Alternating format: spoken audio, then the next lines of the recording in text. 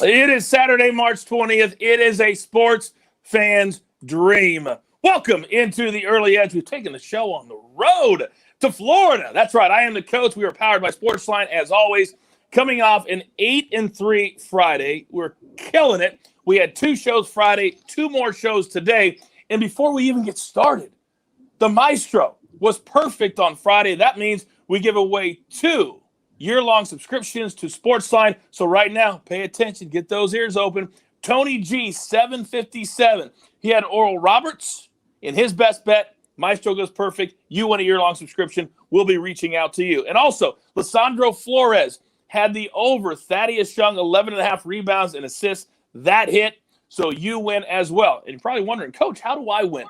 Well, go over to our YouTube channel. In the best bets, put in your best bet. If one of our cappers goes perfect, then you will be eligible to win a year-long subscription, which you cannot put a price on, to SportsLine. Also, if you want to listen and get all set for all the games, go to the Eye on College Basketball podcast. It's your audio guide for everything NCAA Tournament. My guys Gary Parrish and Matt Norlander have you covered from Selection Sunday all the way to the National Championship.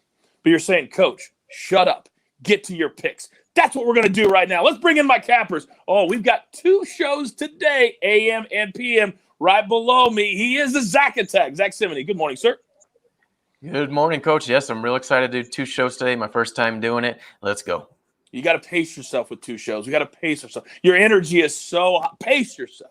And right next to me, he's got guys that are writing into Twitter asking me to control my superstar athletes. M squared, I can't do that. Good morning. Good morning, Coach. Yeah, I love the what could go wrong at halftime when our play is up 10, 15, 20 points at half. A lot of people do not like that jinx of a tweet, but that's what I'm here for, a little entertainment. Going to continue to bet the board again today. It was 9-7 betting the board yesterday, so make sure you're following on social media if you want some of the non-preferred plays of the day. We say all the time we're here to educate, but we're also here to entertain. And the nice thing about the way they do it now and spread the games out throughout the day, you can play as the games are going along and not put all your eggs into one basket. All right, let's get into it. Storylines that could affect the betting lines today. M squared, you're up first. All right, it's a slow day in the NBA. Only 5 games out there. Normal stuff for the Lakers. LeBron James questionable. He's going to play in this game. They should welcome Marc Gasol back for this game against Atlanta. And for the Golden State Warriors, really the only thing to note on this entire slate is Steph Curry is going to miss this game again. James Wiseman's out. Eric Pascal out. So they're going to be relatively thin. It's the second night of a back-to-back for them. I would watch Kelly Oubre potentially. He didn't play particularly well last night after being questionable to even play. I believe he was actually doubtful when we did this show yesterday morning. He was upgraded and ended up playing. It wouldn't shock me at all if he sat this one, considering it's the second night of a back-to-back against Memphis here on the road. And then for the San Antonio Spurs, LaMarcus Aldridge remains out. Lonnie Walker has popped up on the injury report. He is questionable to play tonight. Cannot emphasize enough just how important it is to pay attention to who's playing. Yesterday, we had the Raptors. They're a completely different team when their stars are back because of COVID. Pay attention to M squared. Now, we're going to the NCAA tournament. And, Zach, the Big Ten was touted as the best conference in college basketball. But after day 1, that's not necessarily the case. What do you got? No, not at all. But I like how the Pac-12 is looking right now. Only 2 games so far. UCLA 2 nights ago, and then Oregon State yesterday. Both underdogs, both won outright. It should be interesting to see how the top half of the conference does today, as USC, Oregon, and Colorado will be in action, as well as UCLA in the nightcap against BYU. I love it. Quickly, also, there's another way to win a year-long subscription. If you listen to this audio version and don't watch on YouTube, go over to Apple Podcasts. Leave us a 5-star review. In that review, let us know who you think is going to win the national championship this year. Then on Monday morning, I'm going to give away 5 year-long subscriptions to SportsLine. And you got to leave your Twitter handle, too, so the jeweler can get a hold of you. All right, let's get to our picks. We're going to start, as always, with our SportsLine play of the day. And we're going to the NHL. Flyers plus 120, plus money against the Islanders. This is a graded A play at the site. Flyers are 3-0 already this season against the Islanders. And now, in game number 4, you're going to give me plus money? I'm going to take that all day long. All right, M squared, you know the drill. Give it to me.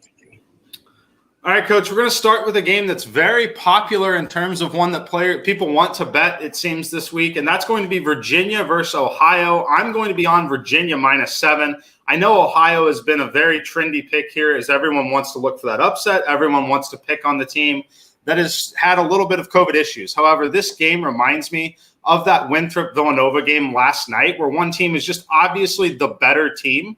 And it's no fault to Winthrop. It's no fault to Ohio here. They're both really good teams in the conferences that they play in. However, I think that they're still overmatched here against Virginia. I like this game quite a bit at -7.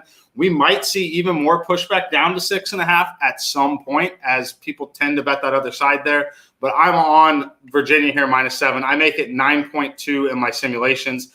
Getting it to 7 is relatively key number in these college basketball games. Massive difference between 7 and 7.5 or 8. So I love it here at this spot.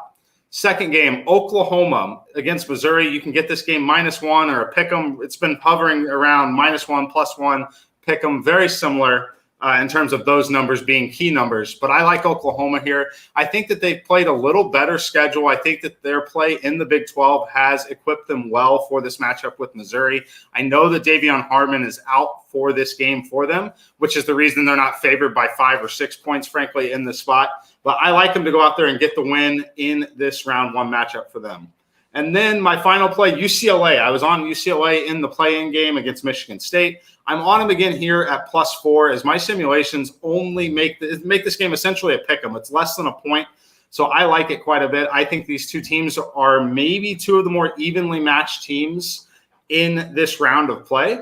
So the difference is going to come in the style of play. UCLA, again, is going to want to try to play that half-court offense, slow them down, not let them run like they wanted to do against Michigan State. I like it a lot here at +4. I definitely don't agree with BYU being favored by -4 here.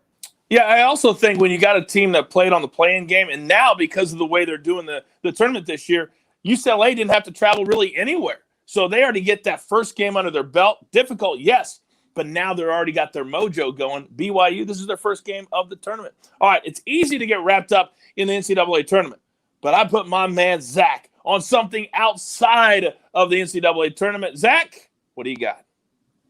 Coach, I've got 2 NBA player props and an NBA play, but we'll start with the player props. I like both Atlanta big men. They're going to be playing the Lakers in a midday game today. John Collins and Clint Capella. We'll start off with John Collins. Over 24.5 total points and rebounds. Collins actually had a really good game earlier this year against the Lakers, and that was against Anthony Davis. He put up 22 points and 7 rebounds. I think, obviously, with a small ball lineup for the Lakers, he's going to be able to have another good game. And what I also like is the way he's shooting right now. In his last game, he shot 8 for 11 from the field, 73%. That's actually his best field goal percentage this year when he's attempted double-digit shots. So take the over there. And then Clint Capella, over 25.5 total points and rebounds. Capella had just 8 rebounds in his last game. That was his lowest in his last 14 games. So I think he's going to have good rebounds. I almost went with the player pop on rebounds over 12.5, but that's just a little too high for me, especially with the way the Lakers are shooting right now. But I think he can get some easy alley-oops, transition baskets, and go over 25.5 points. And our last play will be the Philadelphia 76ers -7 against the Sacramento Kings. I am not buying the Kings' recent 2-game win streak over the Celtics and Wizards, especially in a back-to-back scenario tonight. This is their 5th straight road game. I know the 76ers are going to be without Joel Embiid and Seth Curry, but we know how the Kings are. The Kings will be the Kings. Play the Sixers tonight. That's a line of the day. The Kings, oh, they will be the Kings. Okay, we are up against it. Grab your paper. Grab your pencil. Greg, thank you very much. Let's start with M squared. He likes Virginia -7 over Ohio and brings up a very good point. Sometimes in the NCAA tournament, we get wrapped up in the upsets, but we saw last night, in a lot of instances, the better team starts to pull away in the second half. Oklahoma -1 over Missouri. This used to be a conference matchup. No longer. UCLA +4 over BYU. Those are his 3 plays. But also follow him on social media as he puts out plays throughout the day. He said he's going to play the entire board, which I'm here for. All right, Zack Attack.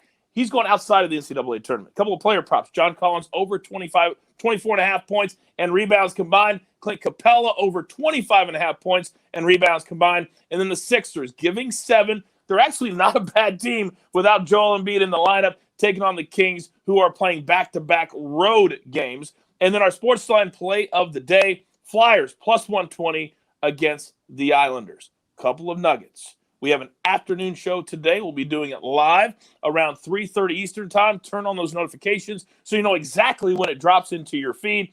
And also, the man who runs this show, the jeweler. You know him. You love him. Happy birthday to you. Happy birthday to you. You've got your marching orders. Let's take all these early tickets straight to the pay window. For Zack Attack, for M Squared. By the way, UCLA, Chiefs Dog of the Day. For Chief, for Greg, do not call me Gary, our producer. And, of course, for the jeweler. Happy birthday, sir. I am the coach.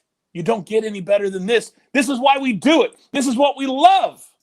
The only place for your daily early edge. Good luck.